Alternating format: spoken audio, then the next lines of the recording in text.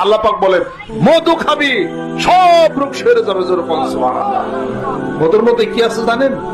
Calcium আছে, antioxidant আছে, amino acid আছে। বিজ্ঞান যারা জানেন তারা আমার বক্তব্য বুঝবেন। অ্যামাইনো অ্যাসিড মানুষের পুরা দেহের স্পাইনাল কর্ড আছে, পুরা দেহের মেরুদণ্ডটাকে ঠিক রাখার জন্য একমাত্র ওষুধ হলো অ্যামাইনো অ্যাসিড। আর অ্যামাইনো অ্যাসিড আছে দুইটা জিনিসের মধ্যে আল্লাহর সৃষ্টি। একটা হলো সাজনা পাতার মধ্যে মরিঙ্গা, আর একটা মধ্যে আছে মধুর মধ্যে আছে।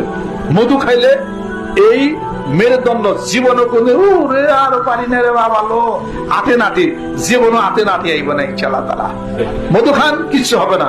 টিচারের প্রেসেন্স অফ ডিস্ক ডিজিজ, যাদের আপনার ডিস্কের মধ্যে ডিজিজ হয়, আপনারা জানেন do you know the name of spondylosis?